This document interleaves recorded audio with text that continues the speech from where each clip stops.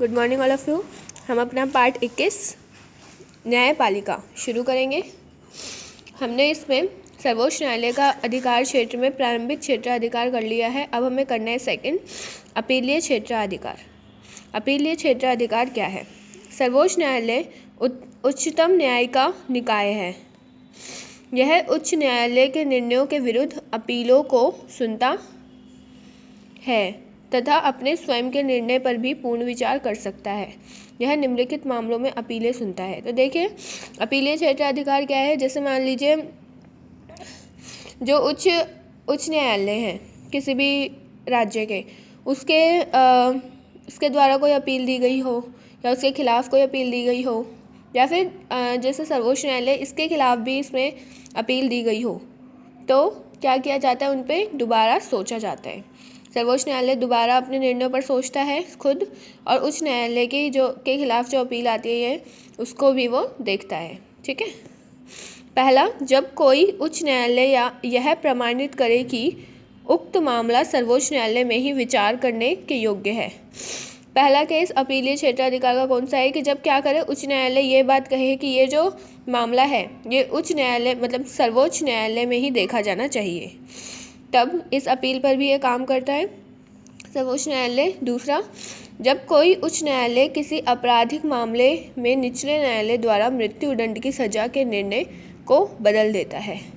दूसरा केस तब होता है जब यह अपीलीय क्षेत्र में काम करता है। जैसे मान लो कि किसी निचले न्यायालय ने कोई फैसला लिया है और उच्च न्यायालय ने उस फैसले को पारित कर दिया, मतलब उस फैसले को चेंज कर दिया है, निर्णय बदल दिया है, तो इस मामले में भी आगे सर्वोच्च न्यायालय ही फैसला लेती है। थर्ड देखें, परामर्शदात्री क्षेत्राधिकार। परामर्शदात्री क्षेत्राधिकार, राष्ट्रपति किसी भी संवैधानिक महत्व के मामले को सर्वोच्च न्यायालय के पास उसके परामर्श हेतु भेज सकता है। जो राष्ट्रपति है किसी भी संवैधानिक महत्व के मामले को, मतलब जो भी संविधान के महत्व से जुड़ा हुआ कोई मामला हो, तो उसको क्या किया जाता है, उसको राष्ट्रपति कहाँ भेज सकता है, सर्वोच्च न्यायालय में भेज सकता है। राष्ट्रपति सर्वोच्च न्यायालय की सलाह को स्वीकार या अस्वीकार कर सकता है।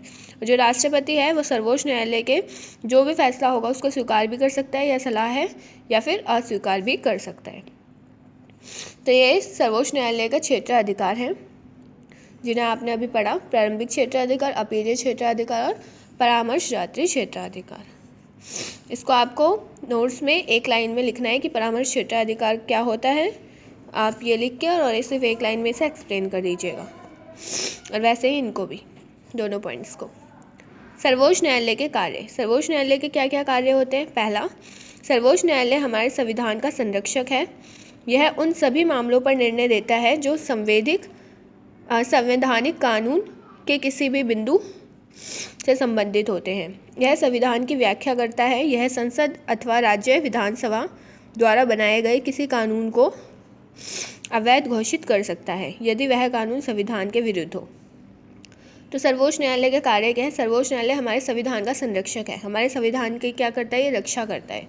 जो भी इसकी अवहेलना करता है उसको ये सजा देता है। ठीक है। ये सभी मामलों को जितने भी यह उन सभी मामलों को पर निर्णय देता है जो संवैधानिक कानून के किसी भी बिंदु से जुड़े हों। ठीक है। यह संविधान की व्याख्या करता है। यह संसद अथवा राज्य विधानसभा द्वारा बनाए गए किसी भी कानून को अवैध घोषित कर सकता है यदि वह कानून संविधान के विरुद्ध हो। तो सर्वोच्च न्यायालय ये भी कर सकता है कि संसद और राज्य विधानसभा में जो भी कानून बनाया गया है उसे वो अवैध घोषित कर सकता है अगर वो कानून संविधान के अनुसार ना हो तो। सेकंड पॉइंट देखिए, सर्वोच्च न्यायालय नागरिकों के मौलिक अधिकारों का संरक्षक होता है। जो सर्वोच्च न्यायालय है वो नागरिकों के मौलिक अधिकार को क्या करता है? रक्षा करता है। एक भारतीय नागरिक अपने अधिकार की रक्षा के लिए सर्वोच्च न्यायालय की शरण में जा सकता है। कोई भी भारतीय इंसान है, नर है, मतलब नागरिक है, वो सर्वोच्च न्यायालय के पास जा सकता है अपने अधिकारों के हनन होने पर। सर्वोच्च न्यायालय सरकार के ऐसे आदेशों को अवैध भी घोषित कर सकता है यदि वे भारतीय नागरिकों के अधिकारों का हनन करते हों।